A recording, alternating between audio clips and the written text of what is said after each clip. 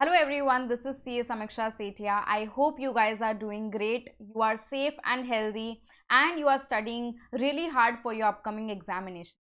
जैसा कि आप सब जानते हैं कि एग्ज़ाम बहुत पास आ रहे हैं अब and now you should fully concentrate on your studies and at this point of time you should follow an exam orientation approach to study because अब आपके एग्ज़ाम में बहुत कम समय बचा है तो अब बिल्कुल आपको एग्ज़ाम को फोकस करते हुए अपनी पढ़ाई करनी चाहिए. As you can see in the title of this video guys, मैं आपके साथ आज डिस्कस करूंगी 7 important tips for writing answers in audit.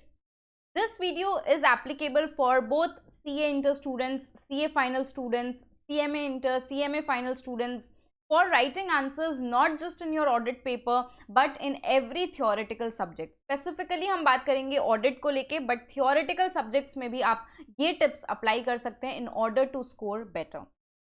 तो पहले मैं कुछ इस वीडियो की हिस्ट्री के बारे में बात करना चाहती हूँ. Recently we had conducted a mentorship program for CA inter audit. Mentorship program में हमने रिविजन क्लासेस ली थी लाइव ऑनलाइन यूट्यूब पर and also we took assignments of the students, we took tests of the students for each and every chapter. Those who participated in the program, उनके chapter wise test लिए जाते थे. मैं personally सारे papers को evaluate करती थी और जितने भी स्टूडेंट्स हमारे मेंटरशिप प्रोग्राम का पार्ट रहे हैं बहुत अच्छा फीडबैक उससे मिला हमें. And moreover even I got to learn that what are the most common mistakes that the students are making. It is not that you are not working hard or you don't know what to write, but the problem is कोई एक approach नहीं मिला कि किस तरह से हमें answers लिखने चाहिए. Because guys exam is about writing answers. You need to write what you know. ठीक है, आपको एग्जामिनर को दिखाना है that you have learned and you have the knowledge and you can write it well.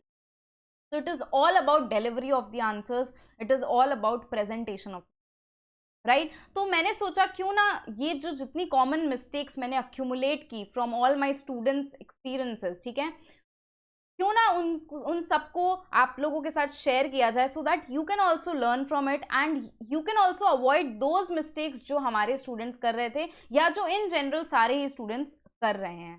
ठीक है, तो विदाउट वेस्टिंग एनी टाइम मैं स्टार्ट करूंगी. मैंने यहाँ पे देखो एक डूज एंड डोंट्स की लिस्ट बनाई है that what you should do and what you should not do. This is specifically keeping in mind the context of your audit paper but also applicable for other papers.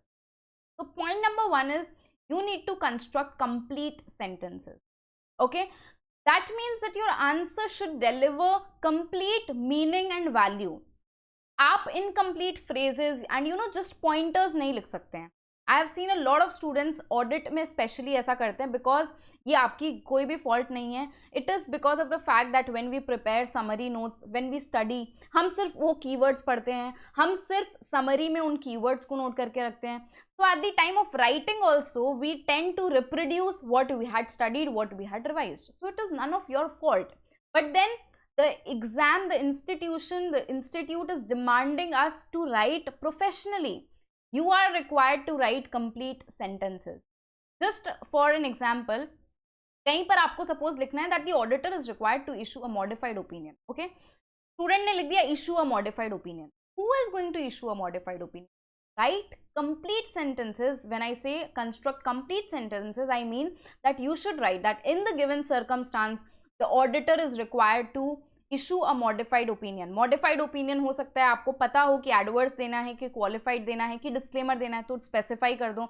Otherwise disclaimer of opinion, qualified और adverse opinion as may be applicable to the circumstances. इस तरह से पूरा complete करके आपको sentence लिखना. देखो मैं ये नहीं कह रही कि आपको आंसर को लेंदी बनाना है बट आपको स्टेटमेंट एटलीस्ट कंप्लीट कंस्ट्रक्ट करना है.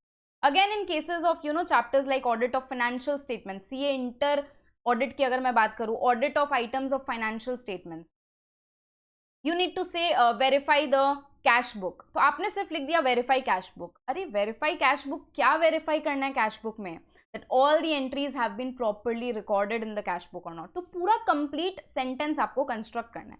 I hope you have been able to understand this. और अगर आप ये गलती कर रहे थे गाइस तो एग्जाम में इसको मत करिएगा. कहीं ना कहीं ये एग्जामिनर के माइंडसेट को अफेक्ट करेगा और आपके जो मार्क्स है वो स्लैश डाउन हो जाए. ठीक है, अगला जो पॉइंट है ये भी बहुत इंपॉर्टेंट है that you should divide your answers into paragraphs and points wherever possible wherever applicable. Pages after pages आप लॉन्ग लेंथी आंसर्स लिखते जा रहे without breaking anything, without changing any paragraphs, it looks very, it doesn't look at all appealing to the eyes of the examiner, और समझ भी नहीं आते कि क्या आपने लिखा है इतना लंबा, उसमें क्या इंपॉर्टेंट है क्या नहीं, आपने लिखा क्या, एक एक लाइन को एग्जामिनर डिटेल में पढ़ेगा नहीं। तो आपको क्या करना है, कोशिश करना है अपने आंसर्स को पैराग्राफ में, पॉइंट्स में डिवाइड करने, ठीक है।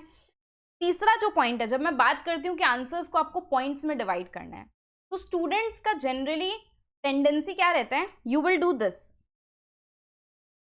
You tend to use some symbolic bullets, round करके, सर्कल करके, डिस्क बना दिया, एरो कर दिया, because again you are preparing notes in the same manner, तो इसीलिए एग्जाम में भी वही रिप्रोड्यूस होते हैं।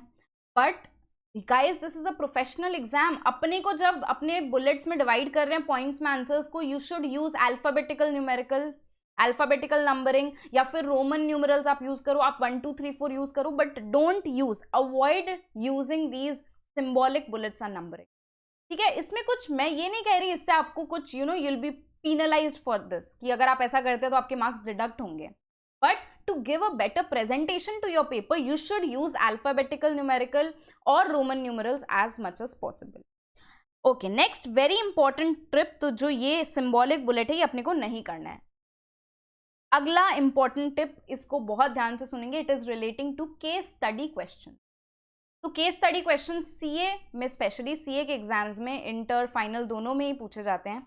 जब भी केस स्टडी क्वेश्चन है, तो जो मैंने ऑब्जर्व किया, स्टूडेंट्स क्या करते हैं जनरली, कोई केस स्टडी क्वेश्चन से कंपनी ऑडिट से पूछा, आपको पता है this is relating to section number 140, आपने 140 का प्रोविजन लिख दिया सीधा सीधा, you have explain the entire thing, पूरा सही लिखा है आपने, but then understand the fact that a situation has been given in the question, you are required to analyze that situation and comment on that based on the provisions of section number 140.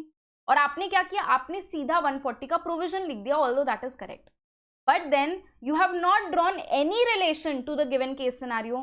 आपने company का नाम भी नहीं refer किया, आपने auditor ने क्या किया वो भी रेफर नहीं किया, आपने सीधा सीधा प्रोविजन लिख दिया। तो this is not what you should do, this is actually what students are doing. तो अब आपको ये नहीं करना है, तो मैम क्या करना है, whenever there is a case study question, be it company audit से, be it standards on auditing से, final level में be it professional ethics से, code of ethics से, आपको अपने आंसर्स को डिवाइड करना है into 3 और 4 पार्ट्स, ठीक है। पहला पार्ट होगा फैक्ट्स ऑफ द केस, इसको एकदम ध्यान से सुनेंगे, इसको इम्प्लीमेंट करेंगे, guys trust me, your answers will look so presentable, so professional that you have no idea about. तो फैक्ट्स ऑफ द केस आपको लिखना है, उसमें आपको क्वेश्चन के अंदर जो भी सिचुएशन दिया गया उसको बस कॉपी कर देना कि ऐसा ऐसा हुआ है, now we need to analyse this in light of the provisions of say company audit या जो भी सेक्शन का नाम आपने लिखा। Next you have to write the explanation और द लीगल प्रोविजंस। जरूरी नहीं है कि हमेशा लीगल प्रोविजंस होगा, कभी एक्सप्लेनेशन भी हो सकता है, कोई केस सिनारियो में हो सकता है, आपको किसी चीज को समझाना है, जस्टिफाई करना है। Okay, next you right the inference section. So first is your facts of the case, ठीक है। फैक्ट्स ऑफ द केस के बाद अपने लिखेंगे एक्सप्लेनेशन और legal provisions, then we write the inference. Inference मतलब क्या हुआ, you are relating the facts of the case to the given legal provision, ठीक है। आपने जो एक्सप्लेनेशन दिया वो किस तरह से केस स्टडी से रिलेट हो रहा है, तो वो आपने इन्फर कर दिया। Lastly you need to write a conclusion. Conclusion एक सिंगल लाइन का हो सकता है, maybe that the auditor has violated the provisions of companies act, or maybe the auditor has not complied with SA 240 say for example। तो इस तरह से आपको एक कंक्लूजन एक लास्ट लाइन में लिख देना है। तो ये होता है एक प्रॉपर प्रेजेंटेशन का तरीका for case study question. Okay, next जो टिप मुझे देना है वो है attempt all the required number of question, do not leave any question unanswered. अब आप कहोगे मैम मुझे आता ही नहीं है, मैं क्या लिखूं। आपने जब ऑडिट पढ़ा है, मैं अज्यूम कर रही हूँ कि आपने सिलेक्टिव स्टडी नहीं किया, आपने सारे चैप्टर्स प्रिपेयर किए हैं, एटलीस्ट आपको कॉन्सेप्ट सबके पता है। Try to write something or the other. See at the first whenever you are writing the exam, मैं फाइनल एग्जाम की बात कर रही हूँ आपके, उसमें आपको सबसे पहले वो क्वेश्चंस अटेम्प्ट करने हैं in which you are most confident, जो आपको पता है शॉर्ट कि ये मुझे सारे पॉइंट सही से आते हैं, सबसे पहले आपको वो क्वेश्चंस अटेम्प्ट करने, so that you create a good impression on the examiner. Okay, we need to study the minds of the examiner. अगर आप शुरुआती दौर में ही ब्लंडर कर दोगे तो उसका एक माइंडसेट ही खराब हो जाएगा, वो आपका पेपर अकॉर्डिंगली चेक करेंगे। but you need to create a good impression. Moreover, you need to gain your self confidence कि okay, I'm able to write the answers properly. So attempt those questions जिसमें आप सबसे ज़्यादा confident. और last के दौरान जो क्वेश्चंस आप कम कॉन्फिडेंट है या जो आपको नहीं आता बिल्कुल भी, think of something, try to make up something on your own and write something. Do not leave the required number of questions unanswered. You never know, आपको 1 मार्क वहां पर मिल जाए and you may pass the exam. So this is one very important tip. Students कहते हैं ma'am audit में number नहीं आते हैं. हम जब स्टूडेंट्स का पेपर्स देखते हैं तो हम we see that you don't attempt the questions only, at least give some scope to the examiner to provide you some marks, right? So attempt all the number of questions, but yes, of course, do not write rubbish in your paper. कुछ आप sensible लिखो, जो आपने पढ़ा है उससे आप कुछ तो याद करके, थोड़ा सा दिमाग पे जोर डाल के कुछ आप मेकअप करके लिख सकते, ठीक है?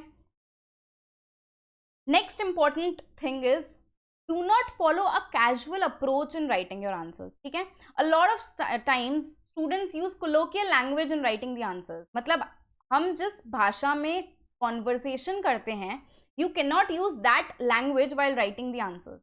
When you write the answers, you need to follow a professional approach. You need to use keywords. You need to construct complete sentences. Again, ये point यहाँ पर भी applicable होगा. पूरा sentence आपको construct करना है. जब हम लोग revision classes वगैरह करवाते हैं तो हम phrases में काम चला देते हैं, because वहाँ पे हमें concept सिर्फ recap करना है. बट आपको एग्जाम में एग्जामिनर को कॉन्सेप्ट रिकैप नहीं कराना है ना, आपको एग्जाम में पूरा आंसर लिखना है. तो प्रोफेशनल अप्रोच अपने को फॉलो करना है. उसमें क्या क्या बातें आ गई कि आपको टेक्निकल कीवर्ड्स यूज करने हैं, रेफरेंस देना है स्टैंडर्ड्स ऑन ऑडिटिंग का, कंपनीज एक्ट के सेक्शन नंबर का, क्लॉज नंबर्स का, ठीक है? अगर आप कोड ऑफ एथिक्स की बात करूं मैं फाइनल लेवल पे, तो आपको क्लॉजेस का, शेड्यूल्स का रेफरेंस देना है. कारो की अगर क्वेश्चंस है तो आपको क्लॉजेस का रेफरेंस देना है. This actually shows that you have studied the thing thoroughly, और आपको पूरा अच्छे से as a professional, because you are going to be a chartered accountant, a cost accountant, you are going to be a professional, तो आपको ये चीज़ें एकदम से पता होनी चाहिए. अब सवाल आता है कुछ स्टूडेंट्स का, मैम अगर मुझे सेक्शन नंबर याद नहीं है तो क्या करें? देखो, याद नहीं है तो आप मत लिखो, बट आप इस तरह से अगर प्रिपेयर करके जाओ कि मुझे एग्जाम में सेक्शन नंबर लिखना ही है तो आपको याद करके जाना ही होगा, ठीक है? एटलीस्ट सेक्शन नंबर, मैं सब सेक्शन की बात नहीं कर रही हूँ, स्पेशली इंटर लेवल पे सेक्शंस भी कम है ऑडिट में, तो लॉ में भी, तो आपको सारे सेक्शंस जो है नंबर्स याद करके जाने. स्टैंडर्ड्स ऑन ऑडिटिंग की बात करूँ तो ऐसे का नंबर के साथ आपको टाइटल भी लिखना है. तो गाइज देखो, जो ये बात है ना कि मैम कैसे सेक्शन नंबर लिखें, याद नहीं रहता है. If you make it a point कि मुझे याद करना है, मुझे लिखना है, तो आपको याद होगा. बट अगर हम इस चीज़ को इंपॉर्टेंस नहीं देंगे तो आप प्रिपेयर भी उस तरीके से नहीं करोगे तो आप लिख भी नहीं पाओगे, ठीक है? तीसरी बात हो गई अंडरलाइन कीवर्ड्स. एक एग्जामिनर कितने स्टूडेंट्स की कॉपीज चेक करते हैं, तो they don't have so much मैं कहूँगी इतना टाइम तो नहीं कहूँगी, but it is not practically possible to read each and every line that you have written. तो इट इज सजेस्टेड कि आपके जो कीवर्ड्स हैं एक आंसर के अंदर, जो वर्ड्स आपके आईसीआई स्टडी मटेरियल से मैच करते हैं, ठीक है, उन वर्ड्स को आप अंडरलाइन करो. हर एक आंसर में कुछ कीवर्ड्स होंगे ना, कुछ कोर कॉन्सेप्ट होगा उस आंसर का, उसको अंडरलाइन करते चलो whenever you are writing the answer. और इसको लास्ट के लिए मत छोड़ो कि लास्ट में टाइम बचेगा तब अंडरलाइन करेंगे. It will hardly take 2 to 5 seconds extra for every answer, maybe if you keep on underlining the keywords while you are writing the. Lastly, maintain proper alignment and indentation. मैंने काफ़ी students के अभी copies check जब की तो मुझे पता चला कि आप लोग एक हैंगिंग अप्रोच फॉलो करते हैं. कभी लेफ्ट से स्टार्ट किया तो you have shifted to the right, मतलब you don't follow a unanimous, a uniform approach for writing the answer. So it makes the answer script look very untidy and it is not appealing to the eyes. So आपको proper alignment, indentation ऐसा maintain करना है कि the examiner should feel okay, I should read this copy entirely. Lastly, the 7th tip is write everything in full form. You cannot use any abbreviation, any short form. Management को MGT लिख दिया, those charged with governance को TCWG लिख दिया, ये सब exam में नहीं चलता है. इवन सेक्शन नंबर जब हम लिखते हैं तो SEC डॉट नहीं लिखना है, पूरा सेक्शन 177 से, फॉर एग्जाम्पल ऑडिट कमिटी अगर मेंशन करना है, section number 177. This actually shows that you are serious in writing the exam. अगर आप शॉर्ट फॉर्म्स यूज करते हैं तो कहीं ना कहीं लगता है कि आप सीरियस नहीं है, you are very casual in writing the answer. Last tip जो मुझे देनी है, that is keep your paper neat and tidy, maintain adequate amount of spacing between the answers. Answer number 3A है, हेडिंग प्रॉपरली मेंशन करो, answer to question 3 part A, उसके बाद उसका answer लिखो, एडिक्वेट स्पेसिंग दो बीच बीच में। You are not going to incur any extra cost if you take answer sheets, supplementary answer sheets. In fact, students will keep looking at you that, you know, this guy is taking extra answer sheet for audit, we are not able to complete this sheet only. Anyway, that was on a lighter note, but you should keep your paper neat and tidy. Handwriting, it should not be, you know, very cursive kind of fancy handwriting, it should be legible. आपका paper read कर सके examiner, आपको ऐसा लिखना है, एकदम ऐसा बिल्कुल नहीं लगना चाहिए कि आपने बस जो जो था वैसा लिख दिया। थोड़ा सा सीरियस अप्रोच फॉलो करके आप पेपर लिखोगे, तब आपको अच्छे मार्क्स डेफिनेटली। लास्ट एक और छोटी सी टिप मुझे देनी है, कभी भी आपके पेपर में थियोरेटिकल पेपर्स की, सिर्फ थियोरेटिकल पेपर्स की बात कर रही हूँ, if there are any say numericals that you are writing, ठीक है, से फॉर एग्जाम्पल कोई न्यूमेरिकल लिमिट है कि paid up share capital you know 10 lakhs और something, any kind of limit say, अगर कॉस्ट ऑडिट की बात हम कर रहे हैं तो 35 crores का एक लिमिट है ओवरऑल टर्नओवर का, तो instead of writing this in numerical, ठीक है, you should write this in figures. 30, you should write it in words, I'm sorry, you should not write it in figures, you should write it in words. Ma'am इससे क्या फर्क पड़ेगा? कुछ फर्क नहीं पड़ेगा, again it makes your answer look a little elevated. If you see any bare act, any even in your institute study material, in most of the places you will find that this is used. They are avoiding figures and numbers. Even आप income tax act देख लो, आप companies act देख लो, सब जगह you will find that even lawmakers are using this. तो आप उस level तक पहुंचने के लिए कि okay we are also able to write that level of answers, अपने को ये चीज़ें यूज़ करनी चाहिए। देखो छोटी छोटी बातें हैं, बहुत छोटी चीज़ें हैं जो मैंने आज के वीडियो में डिस्कस की है, छोटी है बट इम्पॉर्टेंट है। If you start following these, trust me, आप कहीं ना कहीं इंप्रूवमेंट अपने आंसर्स में, अपने पेपर में लेके आओगे, and that is what is required, because again बोलूँगी मैं, exam is about writing, about presentation, it is not, it is about knowledge, of course it is about knowledge, but knowledge examiner को दिखाना पड़ेगा ना, you have to make the examiner read your paper from the start till the end. That should be our objective when writing these.